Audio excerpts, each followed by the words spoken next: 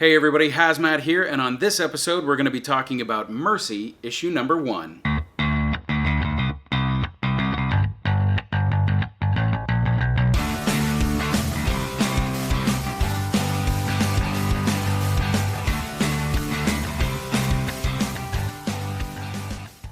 Alright, aloha everybody, my name's Haz-Matt, and let's talk about Mercy, issue number 1 from Image Comics.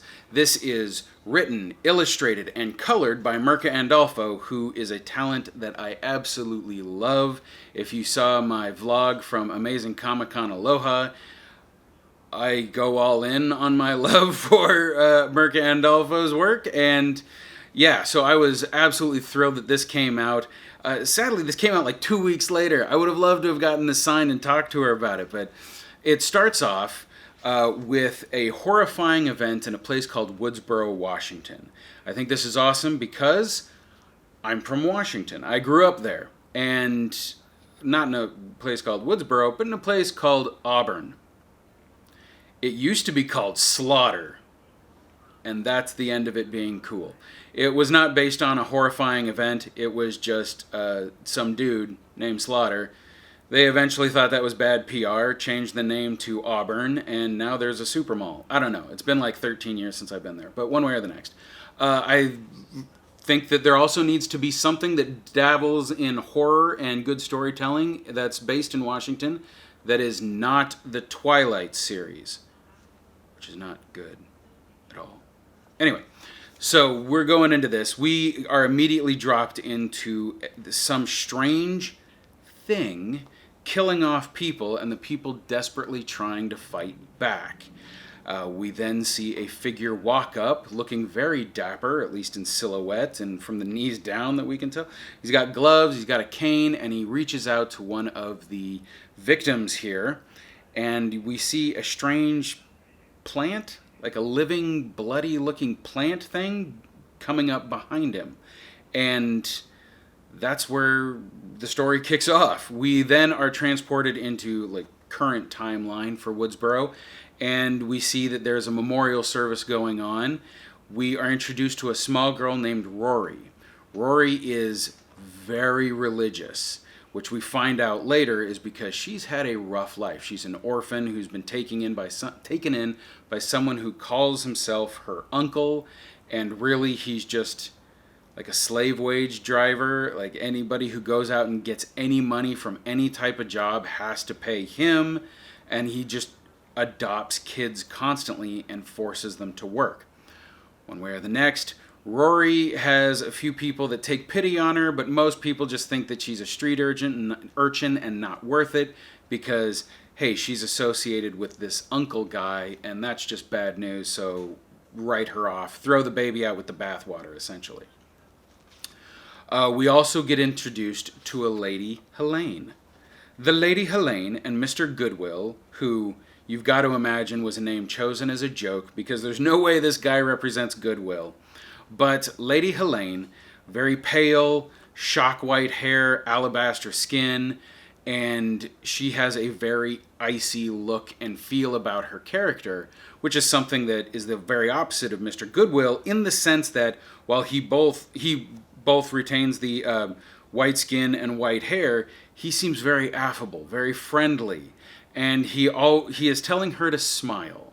Now, I think this is funny for the social commentary of you're not really supposed to ask people to smile, but at the same time, sometimes you have to ask people to smile because otherwise they just look like sociopaths. And Lady Helene seems pretty clearly like a sociopath, and they're trying to hide that. So he teaches her a smiling lesson, and then we get introduced to Tom, the boy who's chauffeuring them to Woodsboro. And he is, he's got a horse, he's got a cart, and that's where, Mr. Goodwill and Lady Helene are riding along in. They engage in some friendly conversation with Tom. Cut back, we see a little bit more from Rory, the horrible conditions she's living under, the fact that she's dealing with her uncle, and then how she still keeps her faith and how that kind of ramps it up. Then, and as soon as we're done talking about Jesus, God, angels, looking at a cross and all of that, we are immediately shown what I think is the very first full-on three-way in a major comic book. So it's a hooker and two of her Johns. So a devil's triangle kind of situation going on here. But all of this is happening, and the gentlemen that are buying the lady's services are actually there as a trap. And they are dealt with by enforcers. We also learned that the lady that we first meet in the horrible incident, all of the deaths in Woodboro that kicks off the comic, is pretending to be a regular businesswoman, and she is, but she also owns the brothel. And we see that she still suffers from extreme, essentially PTSD from that night. Like, her husband died, all of these horrible things that she was witness to. And it's at this moment Mr. Goodwill and Lady Helene show up. And that's it. So you're thinking, where's Tom? Why is Mr. Goodwill driving the cart? We see what happens to Tom. Buy this issue, check it out, you'll see what's going on. It is a beautiful horror story. This is, of course, issue number 1, so it is just launching all of this. It is absolutely gorgeous. You can expect that Mirka Andolfo touch with this almost soft contouring of a lot of facial work to make everyone look very friendly, almost in a Scott McCloud kind of way of like, the less details you show, the more your mind fills in the details of what it wants to see. So I love that style, but all of the background work, the monster, that all has such detail to it that really pushes the horror and solidifies you as being present in this story. I think it's absolutely phenomenal. The colors that she used in this are all very icy, muted tones. Every now and then you'll get something warm when it moves to being inside, so it's a lot of soft firelight, candlelight type of a thing. But for the most part, it is all just, it's something that makes you feel very sparse and very cold, and then whenever you see a shock of color, you want to be drawn to it. So Rory has this cloak that she wears, and just the soft brown of it is like, okay, that at least feels warm. And thankfully, it's a warm thing that's surrounding this poor girl who's having such a horrible life.